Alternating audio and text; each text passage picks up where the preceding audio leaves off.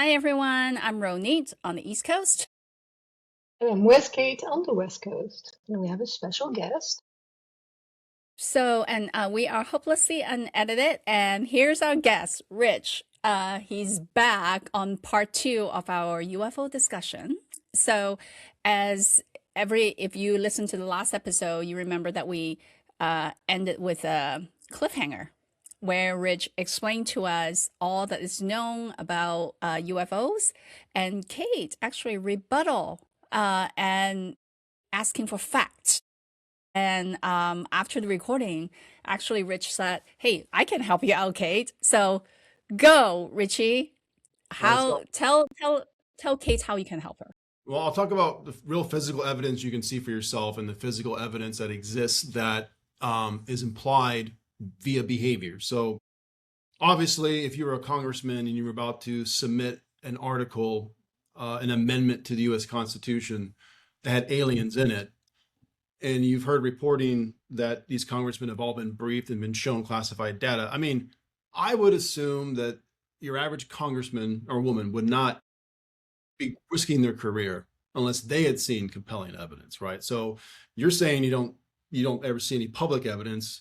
We'll get to that, and there's truth to that. But at the same time, something weird's going on. There's what they call a there. If you've got these wide swaths of the U.S. Congress and Defense Department all scrambling to cover their ass in some way because of this data that's being leaked out, right? So and you also got to think about if your job is to control humanity, and like I said, this isn't our planet, and we're being managed, and we're more of a livestock for another race. You would go through great lengths to keep public data unavailable. But so all I'm trying to say is, like, if you've got members of Congress literally putting forth these statements and literally trying to enact legislation that gives them the power of eminent domain, because again, they want this engineering for themselves. They don't want these private corporations controlling all this stuff because it's not a cash flow for them, basically what it comes down to. Just to ask yourself that, like, all these pilots, because I think where you're coming from is honest, and it's where most people are coming from. They're like, show me the goods, right? But if you were to show people the goods that would undermine, let's just say, put it this way, that undermine the entire bullshit worldview you've created to keep people under control, why would you even want to do that? Like, there's no motivation to release that data if it would undermine the entire power structure of your society, right? You would be vested in not doing that publicly. But like, if the pilots are coming forward, right? So do we not believe these pilots? Do we not believe that they captured this data and said what it is? I think that, like I said in my section, there's some stuff we can't explain, and science hasn't caught up to it yet. But also, it's not happening just in the U.S., is it? It's Right? happening So, all over the like, world. why would Putin not have Yeah. an incentive to say, "I am the one who discovered aliens"? Like, he would have a total incentive to say that. The guy. Well, think about this. Think about that there's a whole other branch of humanity that's branched off. So, and you can even say that with oligarchs to some degree. They've already got their own society outside of their republics of some kind. They're democratic elected. Like, a whole section of humanity is just branched off. They call this the breakaway civilization hypothesis. So in the 60s, after we developed nukes, apparently we had a breakthrough in gravity.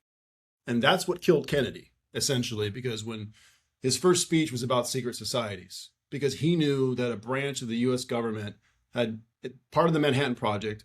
When we took all these Nazis out of World War II and we brought them to America, they became the founders of NASA, by the way. And every single one of them talks about aliens telling them how to do this shit, FYI.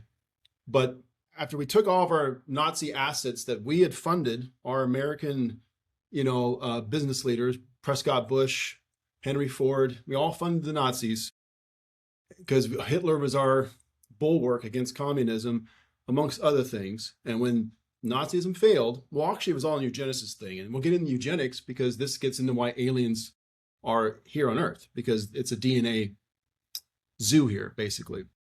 But all these top families funded the Nazi Party.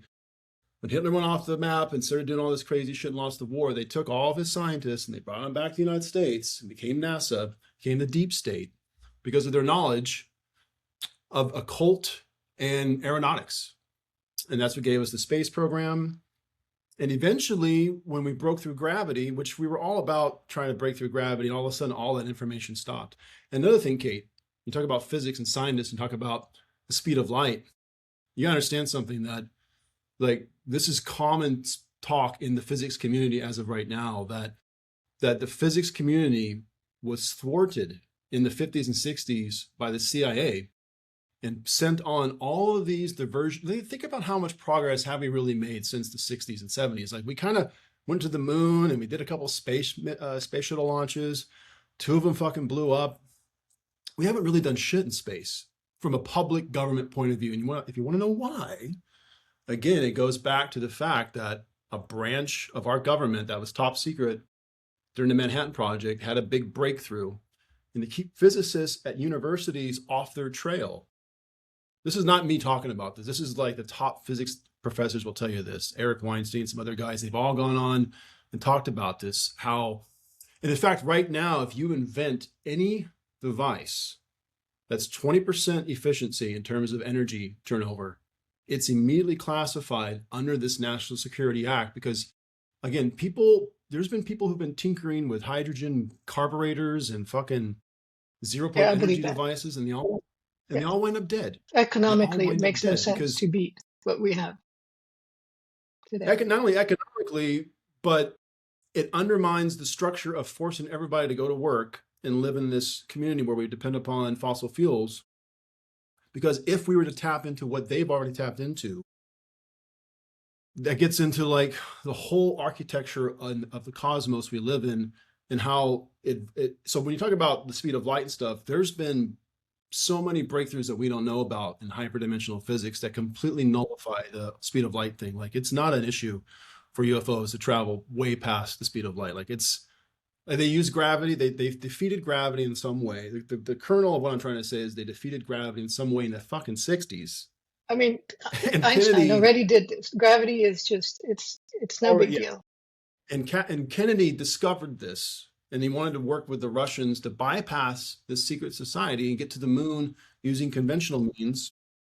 And every time he tried to do something like this and try to invite the Russians into it, it went against everything that this segment of the US government had branched off and started forming with other members of the world. It's not just an exclusive US thing. It's what they call the breakaway civilization hypothesis. And they actually think that this goes back to whenever, like, this is an ongoing thing. But so Ronit, you wanted to say something? I don't want to keep going with Well, I want to ask a question. You know how Elon said that y'all shouldn't save for retirement because it doesn't matter. So is he tapping into something that he knows he's trying to bring it out? What is your theory on that? Everybody thinks he's full of shit because he's got chemical rockets and they're not that great. I mean, they do some cool shit, but like at this point, okay, before I get into like who Elon Musk probably is or knows and what his whole role in this is, let me jump forward one more thing for Cate, because Cate was asking about evidence, but I want to get back to Elon in this half-hour segment. So Cate, the other thing to be aware of is the Nazca mummies. Have you heard the Nazca mummies? The Nazca mummies they were found in Peru in 2016. And at first they got shit on. Everybody was dumping on them. Oh, these are all fucking hoaxes, blah, blah, blah. Let me tell you something.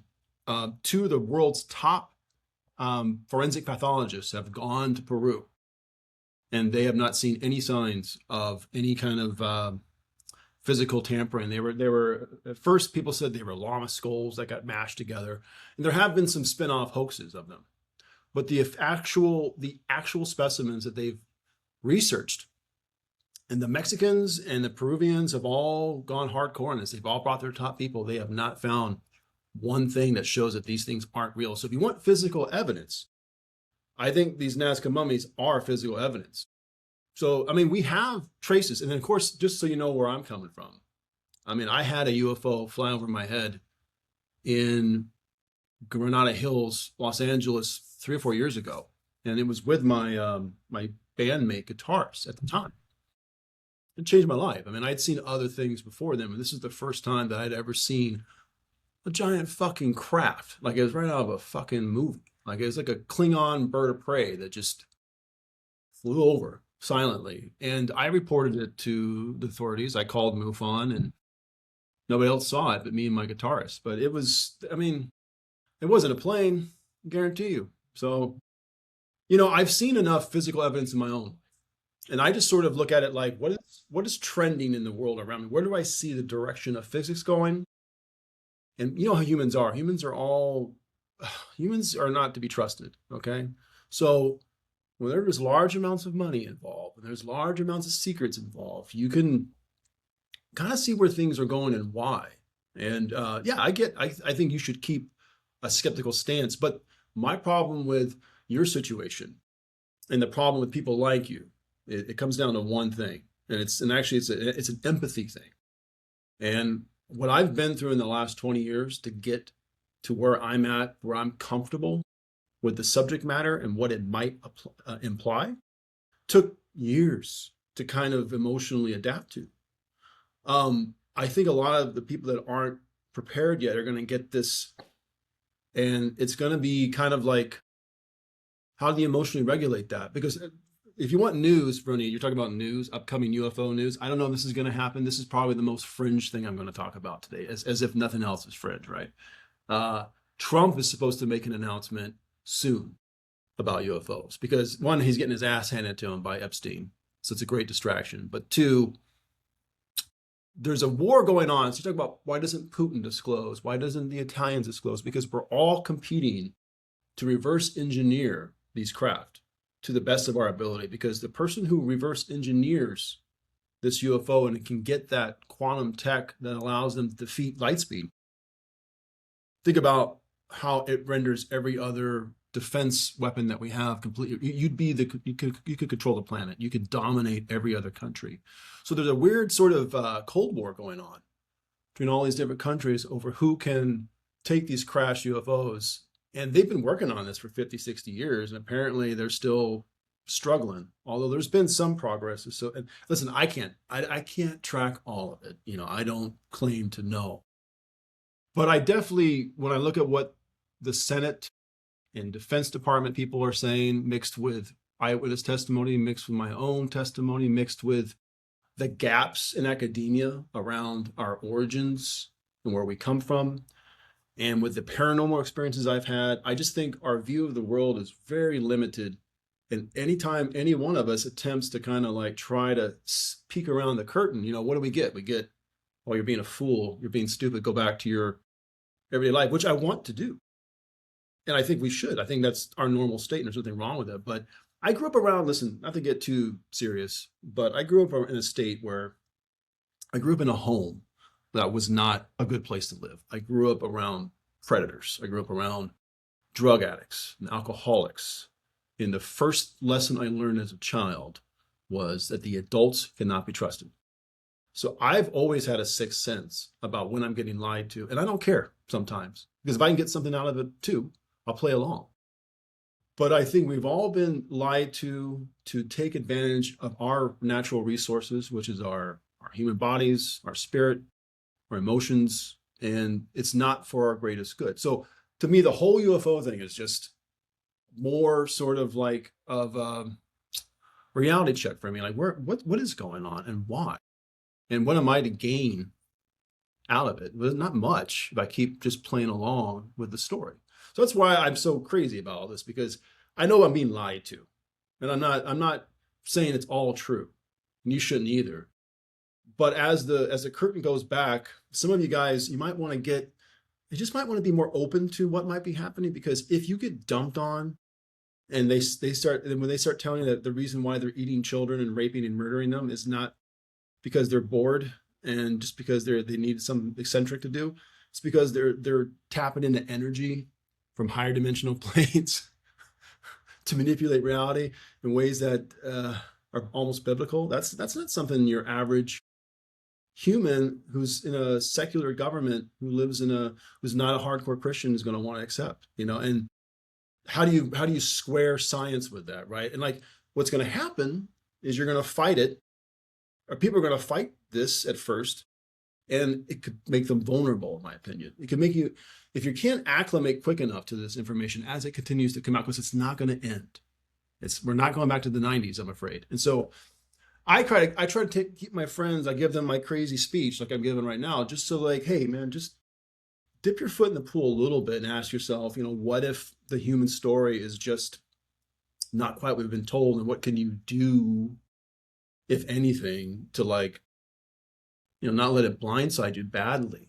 That's all I'm really trying to get at with this when I go off on these rants. It's like, I'm just trying to, I grew up in a very Christian Jehovah's Witness world, America, America, none of it is true. Some of it is, there are good people out there. I mean, there are good people in government, there are good people in science, there are good people in religion, but there seems to be some apparatus within our society that is fucking awful, and it's just trying to hide from us reality. A big part of our reality that we have a right to know. Most UFO crazies like me we want the real talk. We want to know, what are you hiding? What am I up against, really? What am I really up against in this cosmos? Are there fucking apex predators that we don't know about? Well, let me fucking know so I can get my Ghostbuster, whatever they had, Sorry, I'm going to shut up. So you want the truth. Can you handle the truth? That's No. my question. No, but the problem is you can't, because it's really unfair, the truth. I mean, think about being told you were cheated on by your lover. Think about when I found out my dad wasn't my real dad. Those things profoundly affect your state of being. It's not to be underestimated. And smart people are doomed because, most intellectual people think they've got an edge. But this is kind of why, God, I can't believe I'm going to Hitler, but like, this is how, Germany became what it became in the 30s, because Germans are smart people. They're very highly engineered and intellectual people, but they were emotionally vulnerable to manipulation because of what happened in the First World War. So all it took was one charismatic guy who could appeal to their deep emotional wounds, right? This is how women stay locked in domestic violence relationships, because it's a core emotional feeling, right? If your core self is heavily wounded by life. This is how Epstein gets all these victims, because there's this predatory class of people who keep us emotionally stunted and damaged. And you can harness us however you want. Turn us into sex workers, turn us into fucking slaves. It's not that, it's what it is, man. And it's not the only outcome. It's not what I want to be. This is why do you think I've gone so hard to live the way I live? It's because I don't want to be part of any of this shit, because I know it's not for my benefit. Some things are in society. Some government officials are working for your benefit. They're trying. But like, if the people at the very top are predators and they're trying to hide and keep their assets, they want to branch off and form their own. What are we going to do, man? Like, and I think the Epstein thing, I'll give you this. I don't know how much time we have, but I'll give you this. This Epstein thing is either going to be the end of everything we know and turn into something positive, or nothing's going to happen. And that's an even worse outcome, because I don't know if you guys are following this, and I didn't even want to be right about this shit, but like, what this is turning into is something far worse than your typical, like, as if it's not bad enough, sex ring. Like, this is showing, I think it's going to be the proof in the pudding that there is another part of society that's branched off from our own that might not be entirely human. Just say it. And if it is, I mean, they're in another world. They're in a whole other universe, and we're basically putty in their hands. And so if we don't rise up and say, look, I don't care if you're voting isn't going to fix this, by the way. So if we don't get beyond the idea that our votes might not have the effect we want when we're up against this, and we unite, then I don't know what's going to happen. But like, this has to be it. Like, you can't be killing, murdering, raping children and eating them and get away with it. It's just like that's got to be someone's line in the sand somewhere.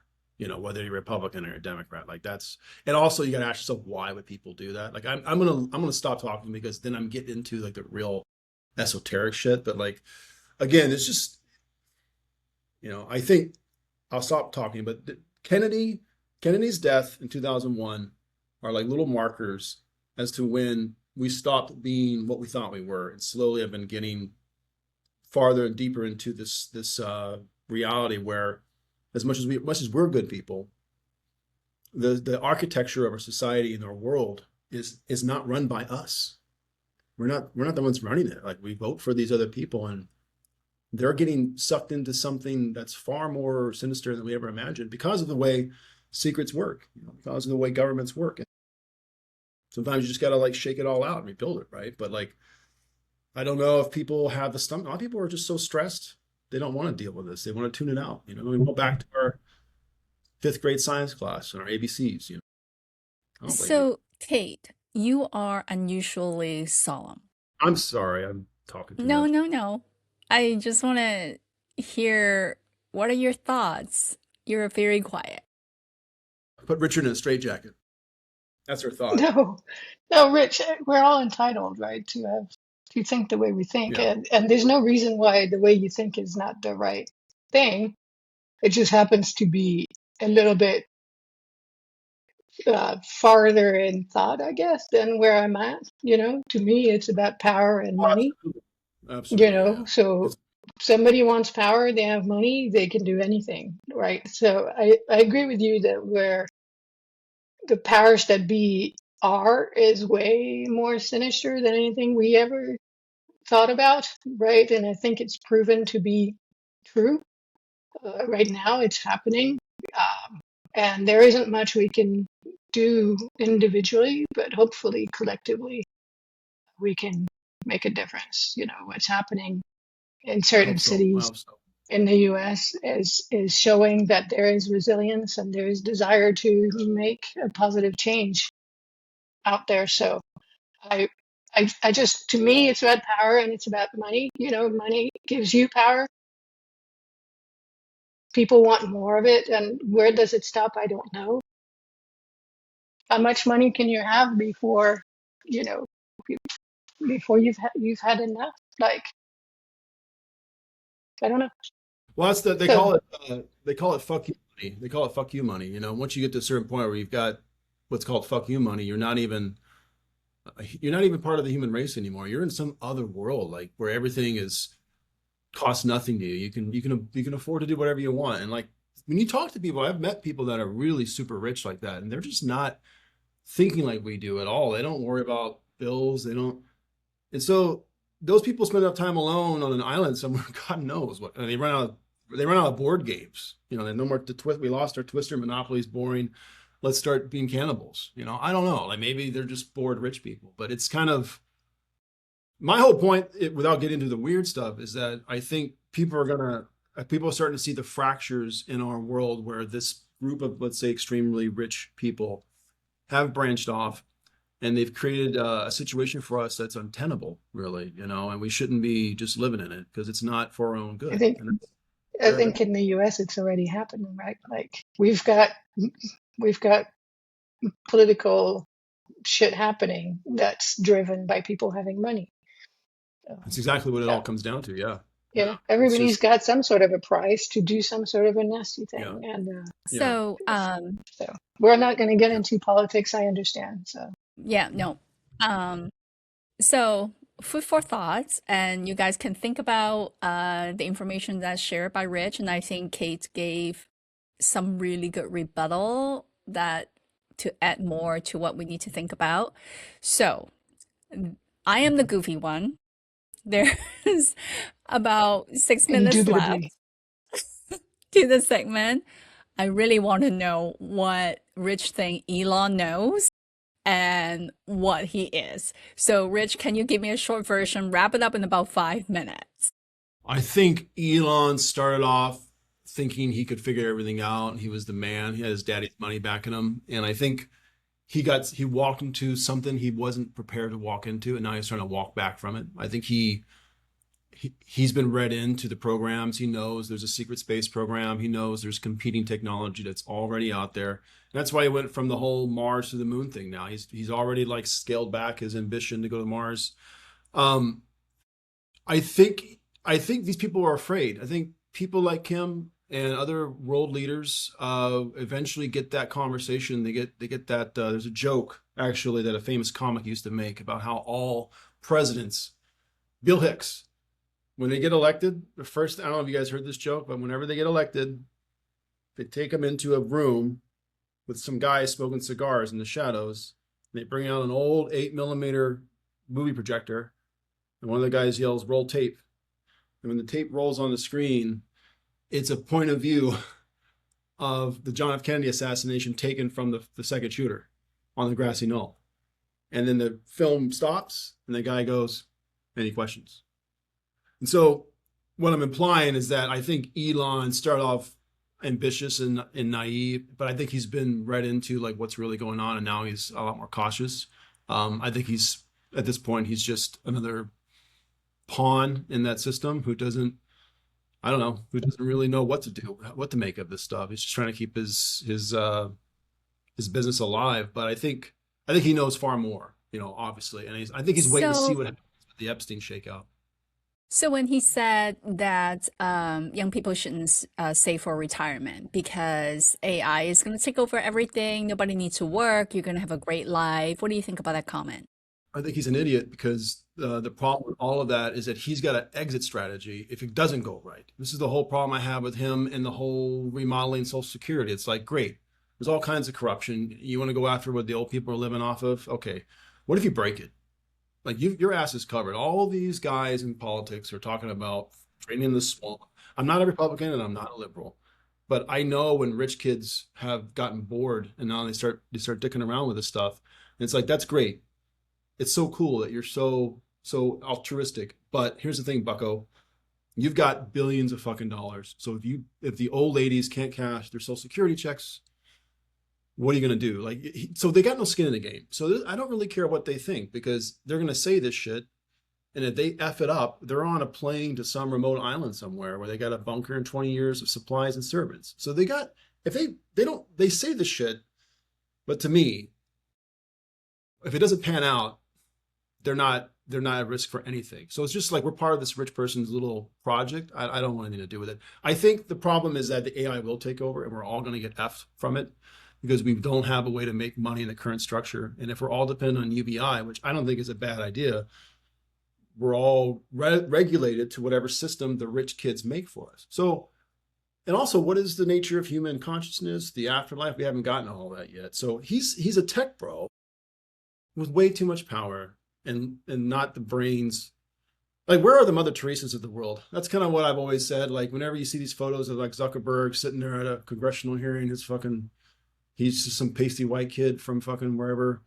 And you got Elon Musk, well, we're going to do it like this. Like, you guys have never spent a day of your life worried about your next paycheck. You've never spent a day in your life worried about someone's health. You've always had some fucking exit strategy in your back pocket.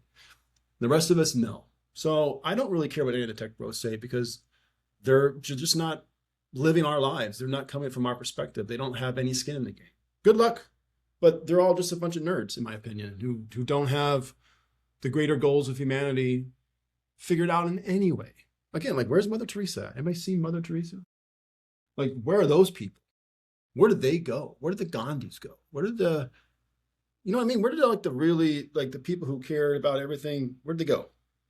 Where tech bros now are in charge of everything? Like, they don't know anything. They could barely get dates until they figured out how to connect your Wi-Fi, and like they had $1 billion. Like, so I don't know why we put so much faith in the tech world because it's a tiny slice of the reality we actually live. Look what happened to Bill Gates. Yeah, that was sad. But he's drugging his wife. Dude, come on. Like, money isn't enough to be a leader. Money and influence is not enough to be considered somebody who should be listened to, in my opinion. No. Well, I think that is a very good summary of, Sorry. more meat than what I wanted to know about Elon. So thank you. Cate, do you have any final thoughts? We have a couple of minutes. I'm thrilled we had a chance to have this conversation. I mean, it's made me think about a few things, which is really good. I've Googled a few things Yeah. as we were talking. a bit more about it. It's too bad I'm not on social media anymore, Rich, because I would definitely No, post on this and like discuss this. Like I'm super interested. I can't wait for our listeners to interact with this and give their thoughts, you know, what they're thinking about this. I think it would be really good to launch another conversation and then get you back and ask you the questions that they yeah. have or share with you the thoughts that they've had. You need So to substack it, I'm thrilled Cate. that we had this chat. Yep. Anyway, so we're at time, and I want to thank Rich again coming on. And, I just have a feeling that we want to have you back on again. I'll take like a chill pill next time. I'll bring one of No, my. no, No, no. Truth it's is more good. fun when you don't. Yeah, exactly. That's the point of this podcast. Yeah, it is. We don't edit. So, yeah. Anyway, Right. well, I'm Ronit on the East Coast. And I'm with Cate on the West Coast. I'm Richard. And And then we have our wonderful guest, Rich, at the Sin City. Yay! Oh yeah. Yeah. And we're hopelessly unedited. And we'll see you guys next time. Bye.